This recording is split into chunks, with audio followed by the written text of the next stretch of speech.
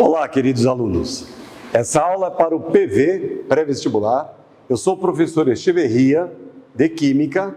Estamos com a aula 6 e 7 do seu material. A aula 6 sobre evolução dos modelos atômicos e a aula 7, atomística. Estamos no ângulo Sorocaba. Em 476 a.C., nós tivemos as primeiras ideias sobre o átomo, que não era um modelo científico, era denominado então de modelo filosófico.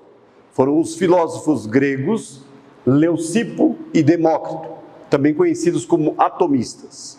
Essa ideia levou as palavras a mais tomo, que significa não divisível.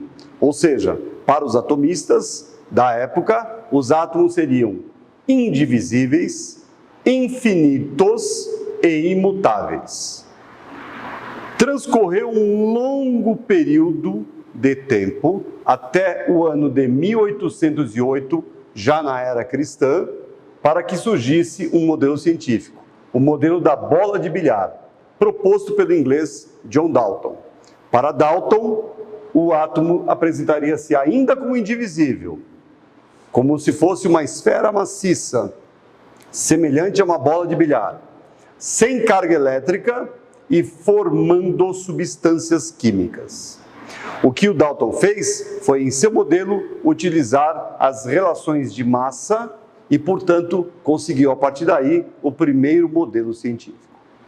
Já no ano de 1897, onde já haviam estudos sobre descargas elétricas que tinham sido feitos anteriormente por Crookes em ampolas de vidro contendo gases a baixa pressão, o modelo do pudim de passas surge através das mãos de Joseph John Thomson, ou seja, o descobridor do elétron.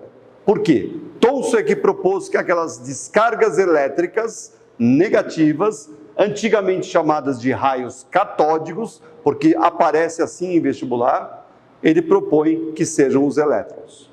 O seu modelo nos traz a ideia de uma geleia positiva, tipo uma nuvem difusa positiva, que ele não soube explicar muito bem como era, recheada de partículas negativas, que seriam as passas negativas, os elétrons. Vejam, esse termo passas foi utilizado em português, porque na verdade em inglês trata-se do Plum Pudding Model, ou seja, o modelo do pudim de ameixas, que traduzido para a nossa língua ficou então como passas, uvas passas.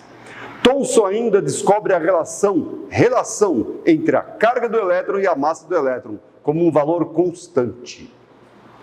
Já em 1911, utilizando-se da radioatividade, sabendo dos elementos radioativos, Rutherford e sua equipe criam o modelo nucleado.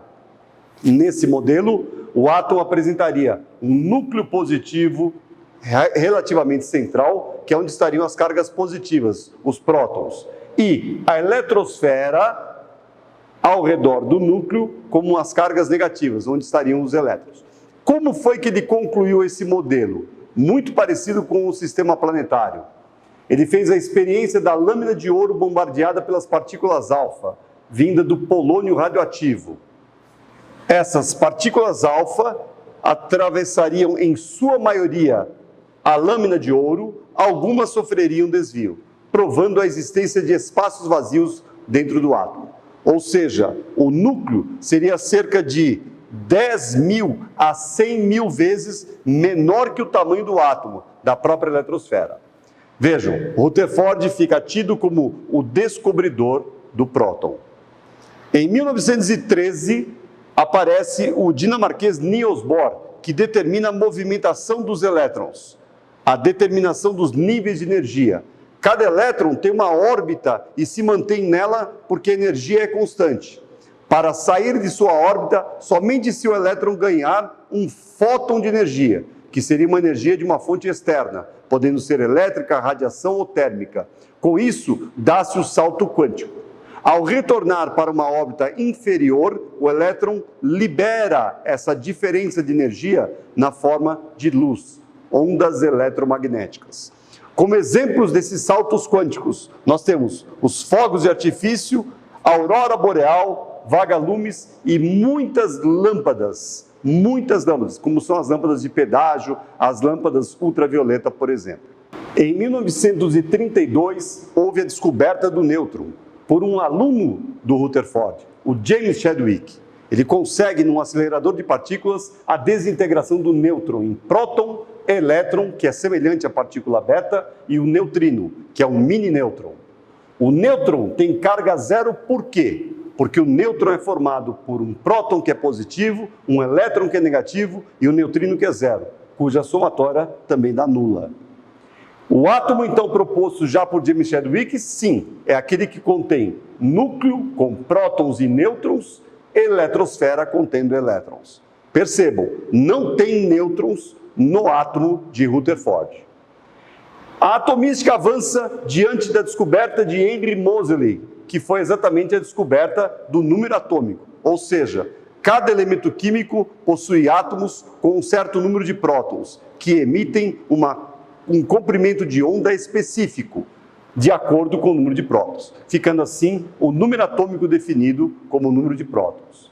O número de massa corresponde à soma das partículas nucleares, prótons mais nêutrons. Vejam, não confundam o número de massa com massa atômica. O número de massa ele é um número inteiro, não pode ser decimal, ele é positivo e não possui unidade. A massa atômica, sim, possui unidade.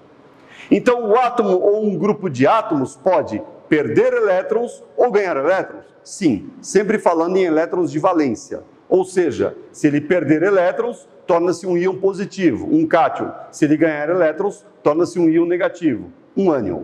Vamos aos exemplos. Aqui nós temos o átomo de sódio com 11 prótons, 12 nêutrons por causa da diferença 23 menos 11 e 11 elétrons. Já o cátion sódio que perdeu um elétron terá um elétron a menos, 10, mantendo o número de prótons e nêutrons. O átomo de cloro tem 17 prótons, 18 nêutrons por causa da diferença 35 menos 17 e 17 elétrons. Já o ânion cloreto, que recebeu um elétron, terá um elétron a mais, 18 elétrons como diferença. O íon hidrônio, veja que interessante, H3 ou mais, ele apresenta 3 hidrogênios com 3 prótons no total, um cada um, mais 8 prótons do oxigênio, totalizando 11 cargas positivas. Como ele perdeu um elétron, ele terá uma carga negativa a menos, portanto 10. Já em número de nêutrons, como o átomo de hidrogênio 1 não possui nêutron, ele somará 0 mais 8 igual a 8 nêutrons. Com isso, a gente consegue determinar as semelhanças entre as partículas. Percebam, isótopos têm como semelhança o número de prótons. É o caso dos hidrogênios. 1, 2 e 3. 1, 2 e 3 em relação à sua massa, que me dá 0, 1 e 2 nêutrons. Os isóbaros são átomos que apresentam o mesmo número de massa, 40 para o argônio, 40 para o potássio e 40 para o cálcio. Reparem, nêutrons é que são diferentes, 22, 21 e 20. Isótonos têm o mesmo número de nêutrons. É o caso do hidrogênio 3 e do hélio 4, nêutrons 2 e nêutrons 2. Já os iseletrônicos, que podem ser chamados de espécies, porque você pode misturar tudo, átomos, cátions, ânions, não tem problema. Veja, o fluoreto tem 9 prótons e 10 elétrons porque ganhou 1. O átomo de neônio tem 10 prótons e 10 elétrons, porque é um átomo, é neutro obrigatoriamente. E o sódio, que é o cátion sódio, tem 11 prótons e 10 elétrons, porque perdeu um elétron. E por isso eles são chamados de isoeletrônicos. Muito bem, bons estudos para vocês e até a próxima.